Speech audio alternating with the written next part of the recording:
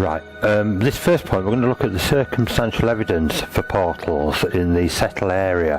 I want to give you a little bit of background, and there's some slides to actually represent what I'm going to be talking about on this.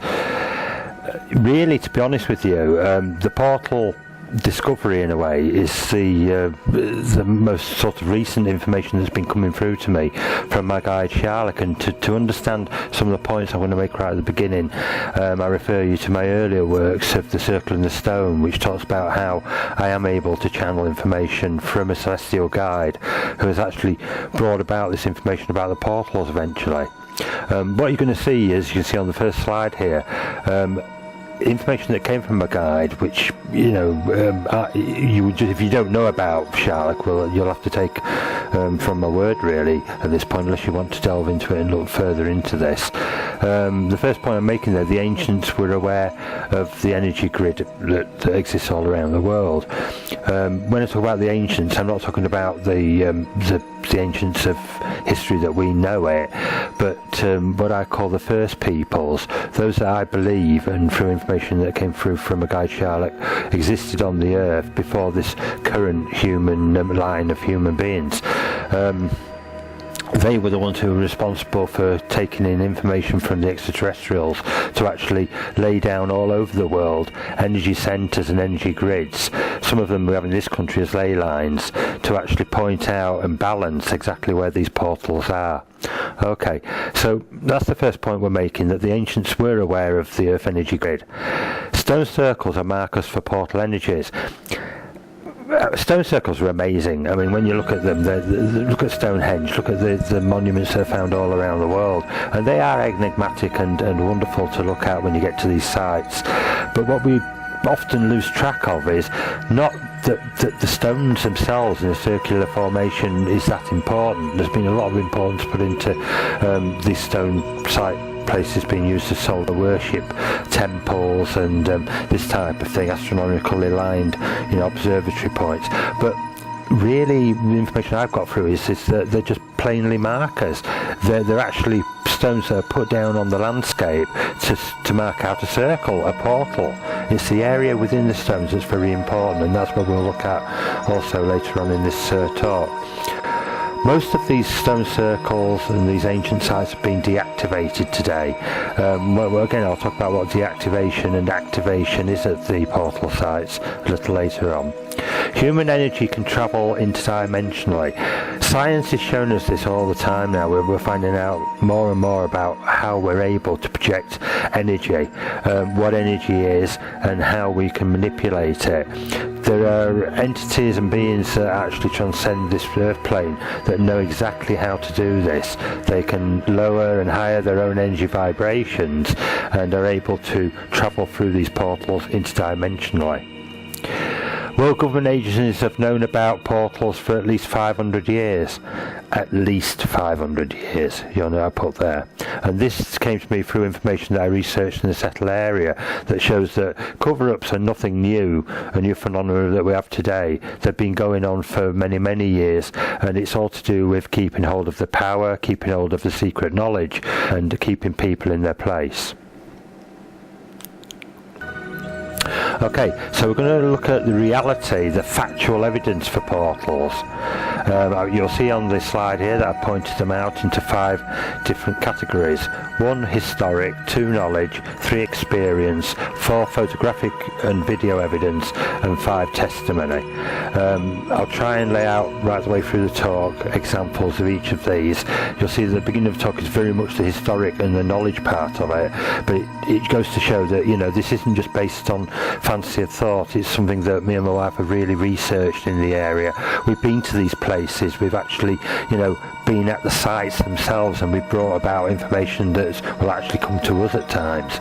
So we're going to look at that also. You'll see on the slide as well a picture of my book, Sir Isaac Newton and the Secret Sundial.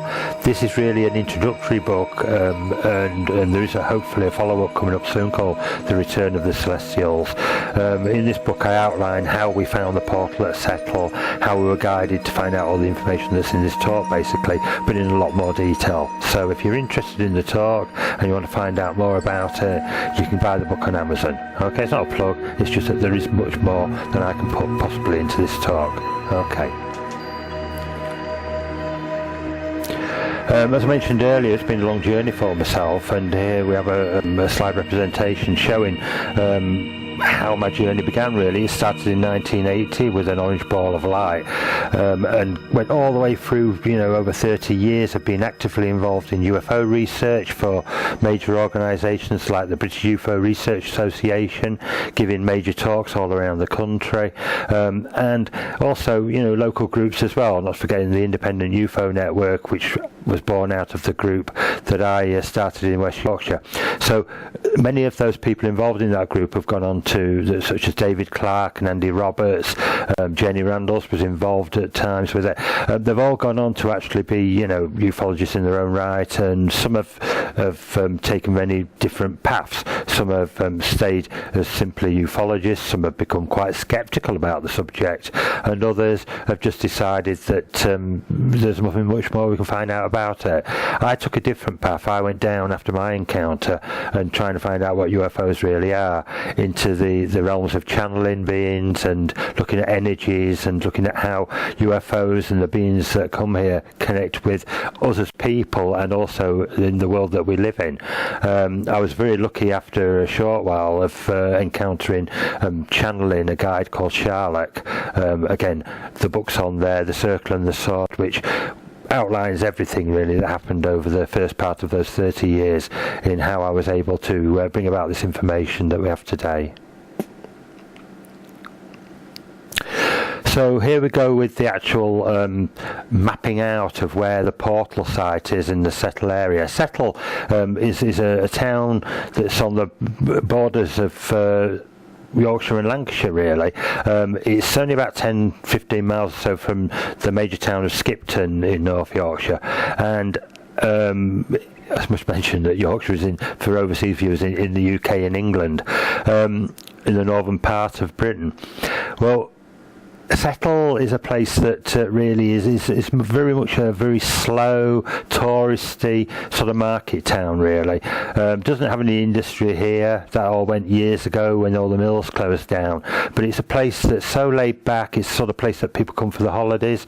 Beautiful scenery around the area. Has a river that runs through it, as you see from the map. But it's also got some very, very strange history, as you'll see as we go through. On the map, you'll see that I've mentioned, I think there's 6 places there that I discovered through trying to find the portal in the Settle area, and these are all very important areas. Castleberg, number 1, is the place where the portal, which we call the horseshoe trees, the portal vortex, the epicentre of the portal, actually lies, and many of the evidence that we've got for a portal existing comes from this particular spot. Then number 2 is Langcliffe. Langcliffe is very strange in itself in that there are some Masonic connections there, where evidence comes forward that back in the 1800s, 1700s and even the 1600s there were well-known families in the area, very powerful families that actually knew about the portal and the energies in the area. So we'll look at Langcliffe. It was also the place that Isaac Newton visited, and who knows, maybe his theories about gravity and that were born at that area. We just don't know at this point. But also then we'll go on to Giggleswick, the 3rd place on the map. This again, very, very strange. Anybody that's ever been to Rosslyn Chapel in Scotland, after the fame of the Da Vinci Code, you'll definitely know that these areas have their own type of energy, and these chapels and churches were built to incorporate that particular portal energy, that gateway energy, and that is the secret of the Grail, really. Another subject for another day. Okay, so we'll look at Giggleswick, particularly the Giggleswick Chapel there, why it was built and where it was built in particular.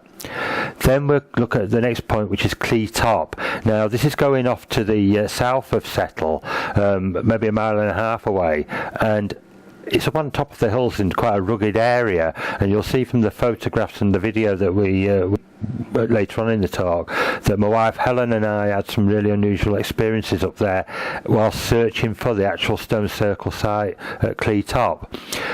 You'll find out why these places are, as we go along, connected with the portal. Although they're individually in their own place, they do connect through energy lines and grid patterns and things. Okay, and then we have number 5, Ingfield. Now Ingfield is a place that connects directly again on one of these energy lines. It was one of the first places that I realised in this quest for the portal that these energy lines exist, but it also connects with somebody in particular that we will talk about very shortly, who tried to cover up the actual existence of the Horseshoe Vortex portal in Castleberg Woods. Okay, and then number 6 is the Falcon. This is a place called the Falcon Hotel. It was actually originally Ingfield Hall, but again, another vortex epicenter, and very much connected with Freemasonry symbolism and holding the energies of the portal in the area.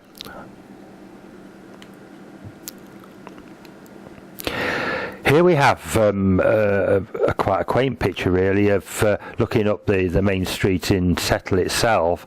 Looks just a modern day view, really, and you can see behind it some woodland and a massive outcrop of rock. This is the Castleberg Rock. Castleberg actually comes from the Roman word meaning tower or point of view, viewpoint, that type of thing. It was believed that there was a Roman sort of garrison built just not far from the top of this, and it would have been an outpost to look up and down the Ribble Valley back in Roman times. The rock itself is mainly sort of limestone, plus also different types of cobalt that have been found within the rock structure. More on that later, because that is important, the way that the geographical makeup of this area comes into being. The woodland that you can see back in the period of the 1600s, which particularly was one point when the portal was being covered up by local families in the area, the woodland didn't exist, so the view that you would have had here would have been of very few houses and a field in this area running all the way up to the rock with no trees whatsoever. Very different today, though. My wife and myself were actually guided here back in 2010 to live in Settle. We visited the place like many people do a couple of times, because it's such a lovely place, to come out for a Sunday drive or to actually stay. It is a tourism hotspot, as I mentioned earlier. But we never ever dreamt that we dreamed of it, yes, but we never thought we would actually be living in Settle itself. In 2010, we ran a bookshop in Keighley, which is again 15-20 miles away to the west of Settle, and we decided that we were about to sort of give the shop up. It wasn't doing very well financially, so we thought we'd start selling books online.